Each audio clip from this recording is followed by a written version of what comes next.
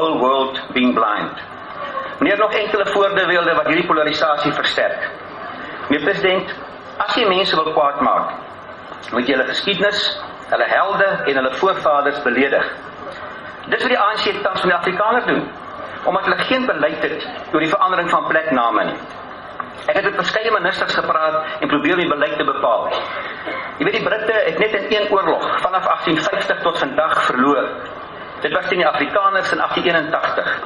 Die boereheld van daardie oorlog was Piet Joubert. Pietersburg is nou vernoem. Dis nou Polokwane. Kom ek gee vir 'n persoonlike voorbeeld uit my hart uit. My oupa Mulder was met 'n potgieter getroud. Muldersdrift naby Kreeusdorp is na hierdie voorvader vernoem en Potchefstroom na Hendrik Potgieter, my ouma se voorvader. Die ANC wil altyd die name verander. Ek sê, u beledig my en my voorvaders en ek verwag van my om vriendelik hier te sit en dit te aanvaar. Natuurlik is hierdie aanslag op die Afrikaner. Britse koloniale name soos King Williamstown, Queenstown, Durban, Victoria West is nie onderdruk nie, net Afrikaanse name. Maar meneer, daar is oplossings. Soos die 1913 afsnypunt vir grondaansprake, kan ons soortgelyke riglyne ontwikkel vir plekname, want ek weet jy wil name verander, maar kom ons praat daaroor. Hoekom bijvoorbeeld hulle sê, alle name na 'n spesifieke datum mag nie verander word nie en riglyne ontwikkel. Die president het verlede jaar in die debat gesê dat hy graag hierdie sake met ons wil bespreek. Intussen gaan die ANC voort sonder beleid hieroor met verskillende standpunte. President Verbeke verwys in sy 7 Januarie nuusbrief vanjaar die Nasionale Party regering wat altyd geweet het what is best for the Bantu. Ek verstaan dit. Maar binne 10 jaar is die ANC nou presies soos die vorige regering. Die ANC glo uit al die antwoorde, they know what is best for the Afrikaner and the minorities now. En die DRC onderhandel president Mbeki magsdeling sodat almal geken moet word. En die voorkeurs word voorgestel die oppositie moet om 'n tafel sit en gaan praat.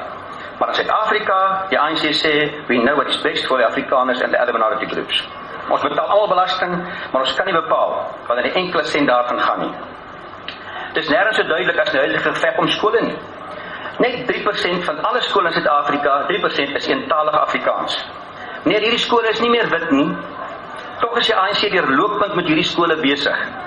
Moenie Afrikaner vriendelikheid met swakheid verwar nie. Gaan kyk na ons geskiedenis wat gebeur het toe die Britte alle skole probeer verengels het. Meneer, ek droom van 'n model Suid-Afrika oor 40 jaar. Gaan kyk my vorige toesprake, 'n model Suid-Afrika oor 40 jaar waar ek en my kinders nog steeds sal wees, u sal nie van ons ontslae raak nie. 'n Land wat werklik aan almal behoort, waar daar vir elkeen 'n plek in die son gegee word.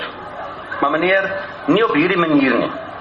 Lees saam met my die internasionale dokumente oor minderheidsregte, oor selfbeskikking. Hoe kan ons die regte resept kry om almal te akkommodeer? Moenie dat ons die lang pad van konflik loop, nie uit die voorkeurs in ander lande leer nie, terwyl 'n kort pad beskikbaar is om by hierdie droom uit te kom. Ek dank u.